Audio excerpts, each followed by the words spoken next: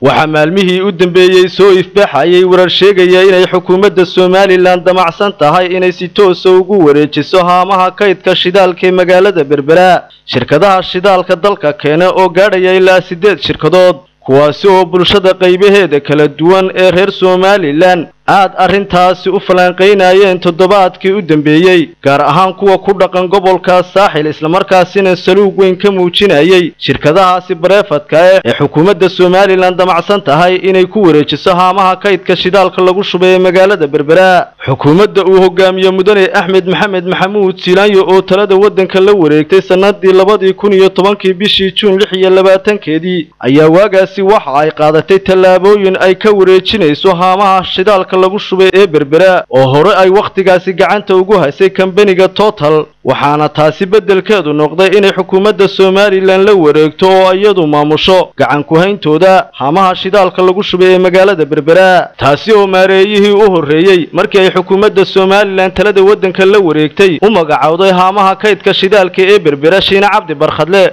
oo sare u qaaday hanaankeeda dawladeed mar labaad ayay xukuumadda Soomaaliland u magacawday Maxamuud Gahayr oo dakhliga haamaha shidaalka sare u qaaday isla markaasina maalintii xilka wareejinayay qadar lacageed oo gaadhaya $1,800 ku wareejiyay maareeyaha hadda jooga mar saddexaad ayay xukuumadda Soomaaliland u magacawday maareeyaha hadda maamula haamahaasi Salmaan Saciid Cali sanadii 2014 bishii Juun isla markaasina uu xilkaasi hayay muddo sanad iyo 3 bilood taasi oo loo oran karo waxa uu sare u qaaday horumarka ballaaran ee ka socda haamaha shidaalka ee Berbera mudane madaxweyne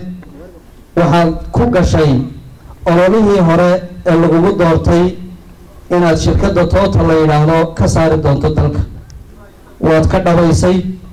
caawa 6 shirkadood baa halkan fadhiya 6 shirkadood hal shirkad baa ka jirtay xilliga Total madaxweyne ka eriday halkan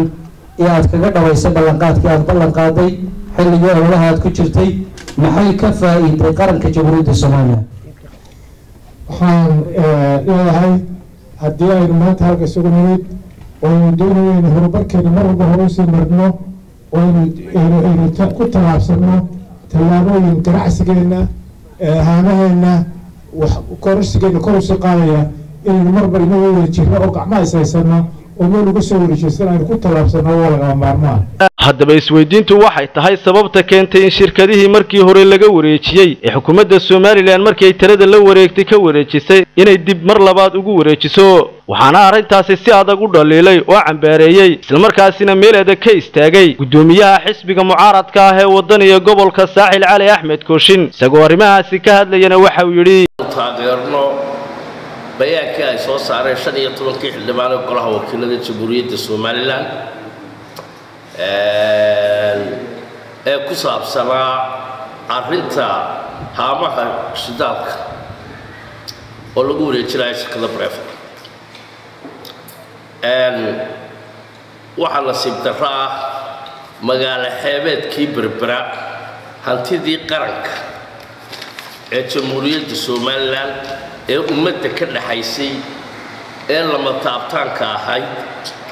ee intaasoo madaxweyne hore ay isku wareejinayeen inay xukuumadda madaxweyne Siilaanyo ugu tala gashay inaan looga dambaynin wax hanti qaran